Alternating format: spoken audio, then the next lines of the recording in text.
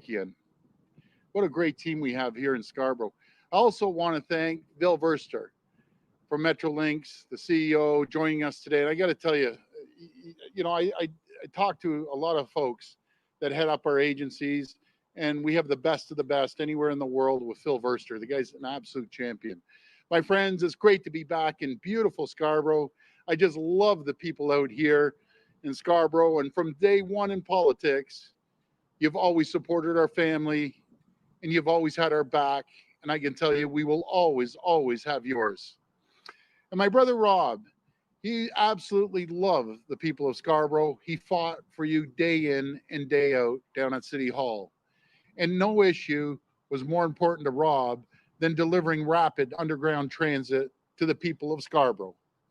Rob was the true champion for delivering subways to Scarborough. And I remember him standing up in council, Scarborough, Scarborough, subway, subway. I'll never forget that. And after years of work, we're finally making a huge, huge progress. And as sure as I'm standing here today, we're going to deliver the full 3-stop Scarborough subway. Because, my friends, I made a promise to the people of Scarborough. You've been waiting for over 30 years for subways. The crowding and the congestion on the Scarborough RT is a disaster, and we're going to fix it. We're building this subway. We're making a historic investment, a nation-building investment in transit for the Greater Toronto Area.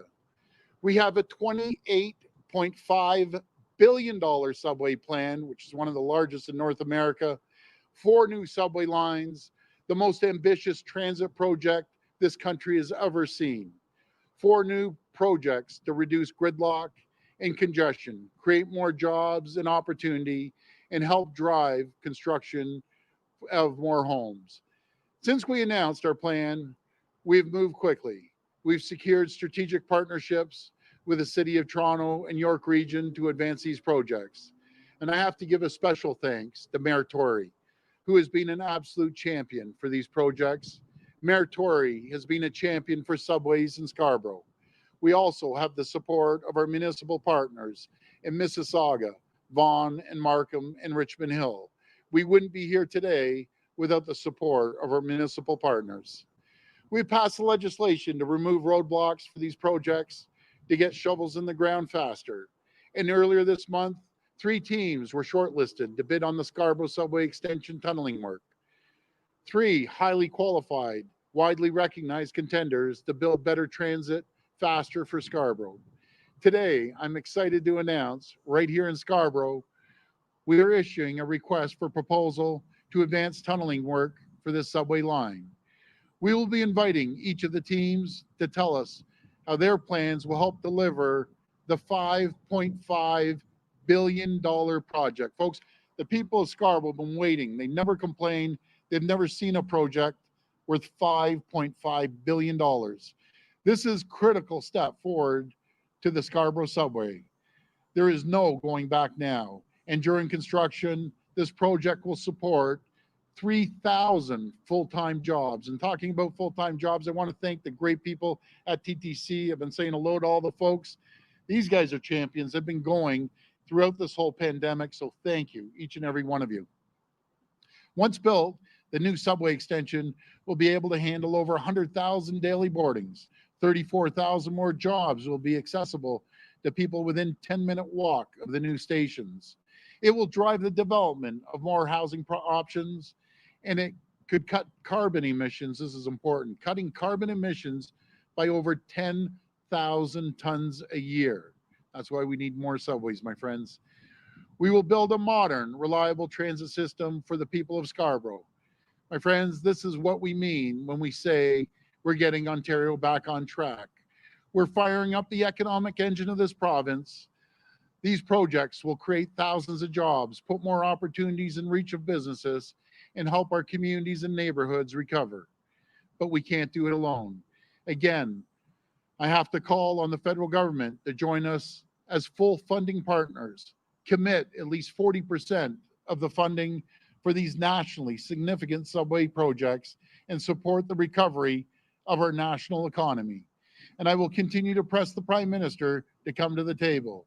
We need all three levels of government supporting subways in the GTA. We need the federal government to support the people of Scarborough.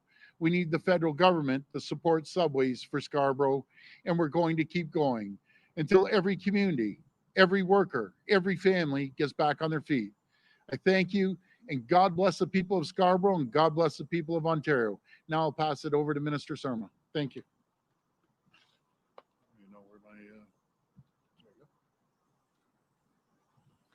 Thank you very much, Premier Ford.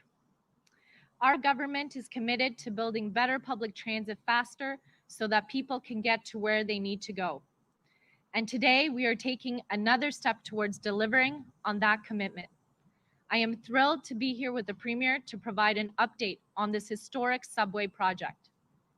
On August 5th, we announced that Ontario has shortlisted 3 teams to advance the tunneling work on the Scarborough Subway Extension project, with proposed stops at Lawrence Avenue and McCowan Road, Scarborough Centre, and Shepherd Avenue and McCowan Road.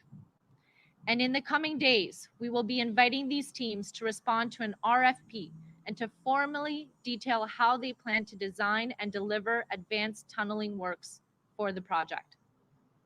Procurements for the Scarborough Subway Extension are being staggered, starting with the tunneling contract to ensure we can successfully deliver the project on time. We are leveraging existing planning and design work already undertaken to accelerate tunneling for this project. We are delivering the subway that the people of Scarborough deserve and doing it as quickly as possible. Our government is committed to ensuring improved access to a modern, reliable rapid transit network, bringing rapid transit to new neighborhoods with an estimated 100,000 boardings each and every day. This project will provide significant relief to the busy commutes we've all experienced. It will ease congestion on the roadways and provide greater connectivity to Scarborough residents. It will also connect more people to jobs and drive business investment. We know that Scarborough and communities across Toronto and the GTA cannot wait any longer. They need transit and transportation relief, and they need it now. That's why our government passed the Building Transit Faster Act, which provides the tools needed to make sure the 4 priority transit projects, including the 3-stop Scarborough Subway Extension, are built as quickly as possible. But we also need all funding partners at the table. We continue to call on the federal government to provide its fair share, funding at least 40% of the Scarborough Subway Extension and our other 3 nationally significant subway projects. Formalizing this funding partnership with the federal government remains a top priority, given the significant benefits to the local, regional, provincial, and national economy that Ontario's plan will generate over the next 10 years and beyond. Together, we can deliver a rapid transit network that will move Ontario and Canada forward. Thank you. I'd like to pass it over to the President and CEO of Metrolinx, Phil Verster.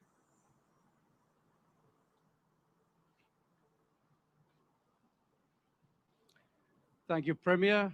Thank you, Minister Surma. When the Premier announced in April last year that there'll be a substantial expansion to the subway program, we set about to finalize the reference concept designs and the design work of these programs. And we did our geotechnical and borehole drilling to understand what's on the ground. And most importantly, we rapidly started our procurement process. And we went to the market with a request for qualifications. We got a very wide range of international Canadian companies have expressed an interest. And over the months, we've whittled it down to 3, and we've got 3 very experienced bidders that will now participate in this request for proposals. And for us to be in a request for proposal stage and in market at this part of the project is very exciting, because it shows the great momentum we have to deliver this fantastic project for the communities in Scarborough.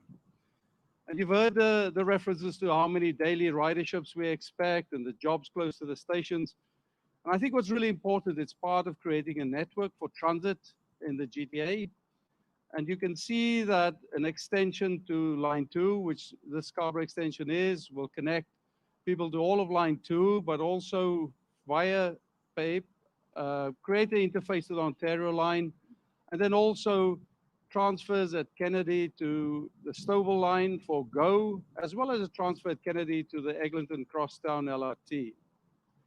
What's also really important for me, and I'm pleased to just confirm that our Communities Benefit Program will be part of what we do in this project. And our Community Benefit Program that we've rolled out on all of our large projects and our LRTs have 2 components to it. It's got an apprenticeship and a workforce development component, whereby disadvantaged groups as well as youth at risk groups are given opportunities to get employed. And it's been hugely successful on other projects such as Eglinton Crosstown, and also where we encourage the successful proponent and bidder to procure quite a lot of services, a whole range of services, from food and beverages through to printing services to local procurement with local businesses. We're very excited about those programs. But mostly, we're very excited about this project.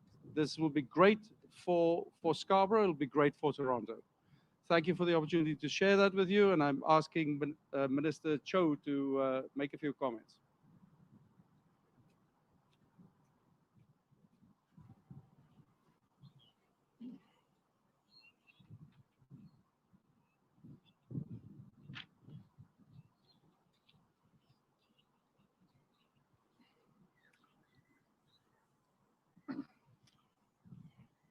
My name is Raymond Cho. I'm MPP for Scarborough North Riding. Thank you, Minister Kinga Surma. And I'm joined with my colleagues, MPP PJ Tanisangalam and MPP Christina Mitas and MPP Alice Abakian. Thank you for joining me today. And I'd like to thank the Minister, Kinga Surma, especially Premier Ford. When Premier Ford and I were Toronto City Councillors, we fought for Scarborough Subway. Today, under the excellent leadership of Premier Ford, it becomes a reality. Pardon me, my eyesight is kind of blurring. And this is the longest subway Canadian history. And with this subway, like Premier said, like Minister Kinga Surma said, it'll create many, many jobs. Yeah. Okay. Yeah. Sorry. Yeah. This is a part of the largest subway expansion in Canadian history. And I'm very excited to be part of this historical moment. I'd like to thank Premier Ford, Minister Kinga Surma for delivering this great news for the people of Scarborough. And thank you everyone for coming. Thank you.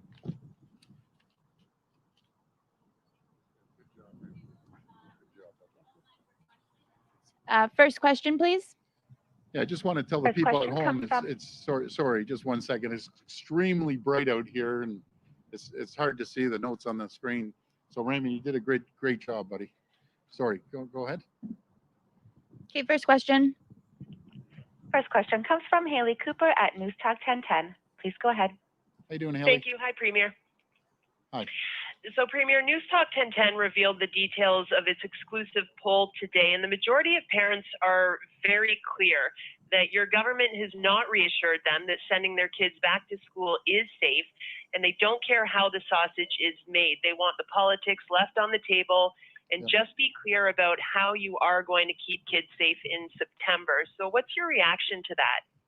Well, Haley, I understand parents are nervous. I have 4 girls. I get it. We have the best plane in the country, bar none, end of story. When we consulted with sick kids, when we consulted with the health table, consulted with the Ministry of Health, and when Dr. Williams, the chief medical officer in the entire province, approves it, I think it's a really good system that we've put in place. Now, we're pulling out all the stops. We're putting in cleaning services, hiring 1,300 cleaners.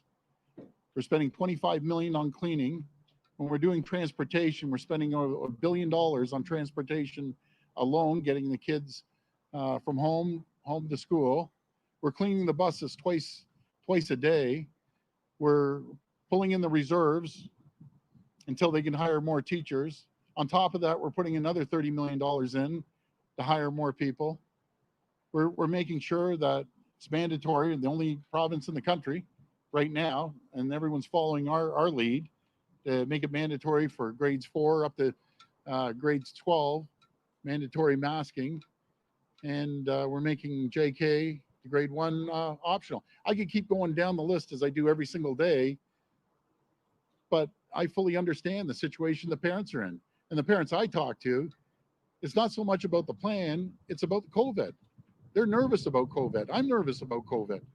But we're doing everything in our powers through the medical advice, the health table, the chief medical officer, to come up with the best plan going. And as far as I'm concerned, as Lucas from your radio station, 1010, compared note by note of all the provinces versus us, we're so far ahead of the rest of the country, it's staggering.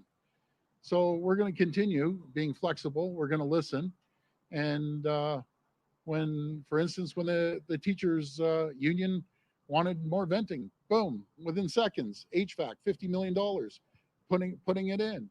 When they wanted more money, they wanted us to go to the reserves. We went to the reserves. They wanted more cleaning. We went and got the cleaning. Everything everyone has requested, including our health table, we're doing. But if there's any other ideas out there, we're always open. We're flexible, because everyone wants to make sure we have a safe environment for our students to go back to the school in the safest manner possible, and to protect the teachers as well. Follow up.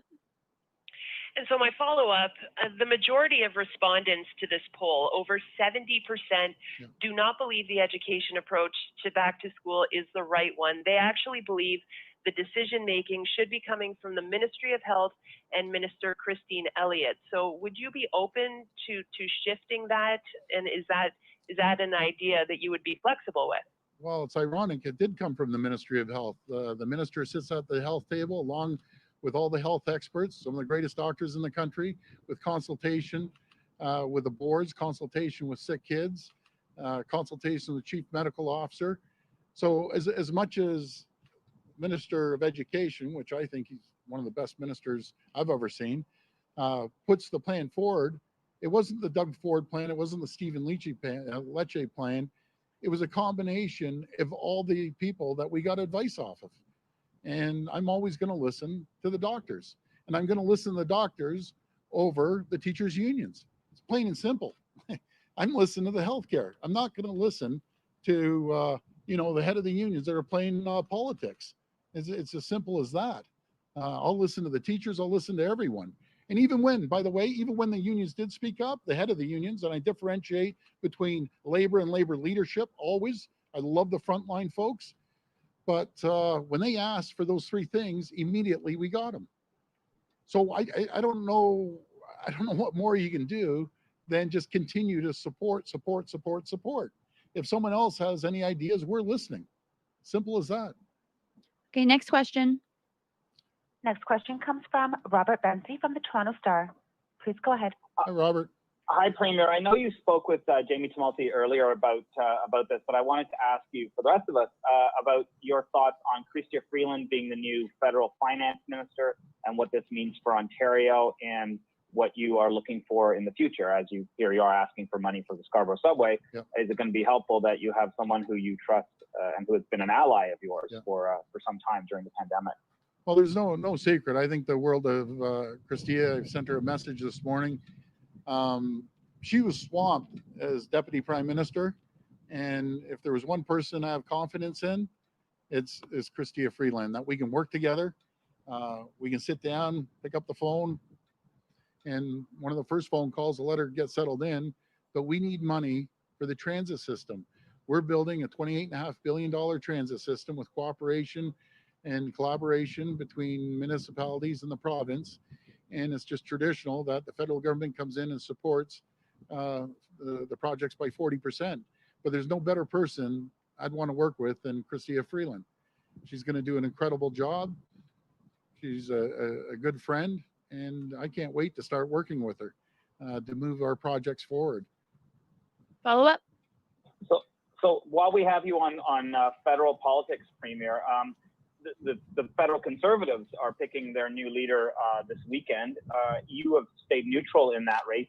Do you have any thoughts about who could be, whether it's going to be Aaron O'Toole, who's from Ontario, or Peter MacKay, or someone else? Do you have a preference, and do you have any thoughts about the federal Tories and who they pick, or do you even care? Well, something that's up to the federal government. I'm going to work with anyone that gets elected, be it the federal leader of the Conservative Party, federal leader of the Liberal Party. That doesn't faze me in the least. I don't, our families, and don't get me wrong, I'm proud to be the leader of the PC party, but our family wasn't elected by traditional all PC voters. Our family was elected, myself and my brother, by traditional NDP union members, liberals, and fiscal conservatives. So I don't like the political stripes. Our family's there. We're the party of the people. I support the people. I don't care what flag they're flying. If they need our help, I'm going to be there. Simple as that. That's the way we've always taken the approach in politics. Okay, this will be the last question from the phone line. Last question comes from Philippe de Montini from Radio Canada. Please go ahead. Hi, Premier. How you doing? Wanted to follow up on the question about so Bill Morneau's resignation. Obviously, is a major step. Are you joining the federal sorry, Yvonne, I Conservatives can't hear. in calling for Prime Minister Justin Trudeau to resign as well? Sorry, Philippe, can you speak into the microphone? You're breaking up. Yes. So my question is, so obviously with the resignation of Bill Morneau, with Chrystia Freeland stepping in, we're hearing more and more calls for Justin Trudeau to step down. Is that something you would also advocate for at this point in time? Yeah, I'm not going to get into that federal politics. That's up to the Prime Minister to deal with, and we've been working very collaboratively together. I appreciate the funding for the Restart program, and he was very generous. We have $7 billion here in Ontario, and we're going to make sure we distribute that throughout the people of Ontario, and I'm very grateful for the contribution that they've done. But I'm not getting into the weeds on those politics. He's going to deal with it, and that's it. Follow up. And on the Scarborough subway, this has been a sort of on again, off again project. What makes it clear in your mind that this project will go forward, in the next several years? Well, I'll make a comment, then I'll hand it over to Minister Surma, and then I'm going to hand it over. I call him the Commander-in-Chief, Phil Verster, the best transportation person anywhere in North America, and I've talked to a lot of transportation people. But this is the city of Scarborough. I say the old city of Scarborough. This is 650,000 people, the forgotten city. Under this administration, they aren't forgotten any longer. The people in Scarborough are hard-working people. They never complained. They've never complained. As Rob and I were up there chanting Subway Scarborough and so on and so forth, the people of Scarborough never complained. Finally, they're getting a subway line. 650,000 people sharing 2.5 subway stops. You have Kennedy, you have Warden, and then you have Victoria Park right on the border.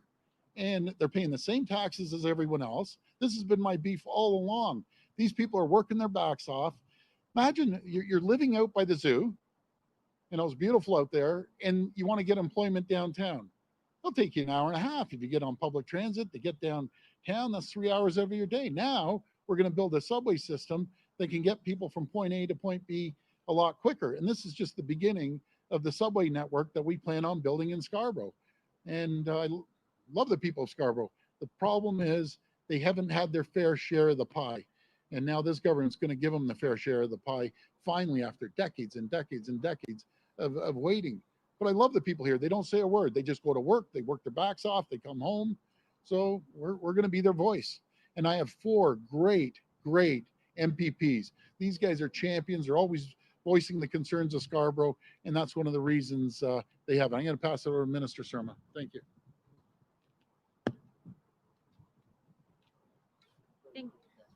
Thank you very much, Premier. To answer that question, I just want to remind the good folks in Ontario all of the work that we've done in the last 2 years. We have one single unified plan for transit expansion in the GTA and Toronto York region. That has never happened before. We have signed preliminary agreements with the City of Toronto, with York region. We have 3 procurements currently out in the market, even given a pandemic situation, and we continue to move forward. I think that what has been lacking is sheerly political will, but we have political will at the municipal level and at the provincial level, and we know that this is incredibly important to the Premier.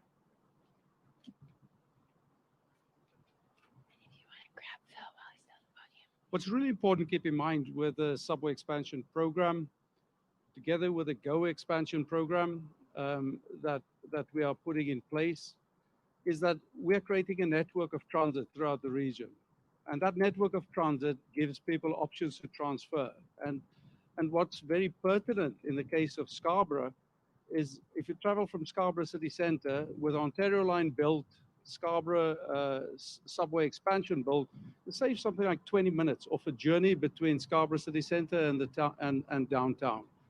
This is but one of the journeys. And what's really attractive for our program currently is that network effect of having subway expansions together with GO transfer expansions, together with bus services that we run.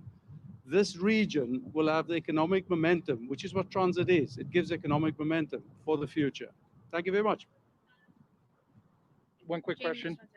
How is the the schedule for Metrolinx changing coming this Friday? So could you ask the question again, please? Yeah, how's the schedule? When are we going to go back to full-time GO schedules? Right. So when COVID really struck, we saw a massive decrease in ridership on our GO services. And we've reduced our GO service by more than half. But what's really exciting is in the last couple of weeks, we've seen gradual, steady growth of our ridership. And over a few dates in September, the 5th, the 8th, and the 12th of September, we're expanding our train services on all 7-hour routes. And mostly it's like 2 extra trains in the morning peak and 2 extra trains in the evening peak. And on lines such as Stouffville and Kitchener, we're putting total new weekend services in place. In total, we're adding 154 services in September. That coincides with the big objective to move people as the lockdown starts to lift. And we've seen that trend in ridership, which we're now supporting with new services. And what about the protocols? Are there any new additional protocols for safe distancing and COVID? Yeah, so we've gone further than nearly any other transit agency in the world. When you look at what we've done on our GO buses as well as on our GO trains, we are in a fitment program where we've got polycarbonate screens between every seat that will separate people from whomever sits next to them or whomever sits across from them. We're doing that on both our trains and our buses. The thing we're really excited about is we've created health kiosks across our network, where we help our customer base to understand what is the safety risk that they face from COVID, and where we also support people's understanding of how intensive our cleaning program is. On all of our trains, we have entrance points and exit points to minimize how people walk past each other, lots of indicators to help people to find their way around our network. And we've got a policy as well that we'll have hand cleaning agents at every doorway, whether it's a train doorway, whether it's a bus doorway.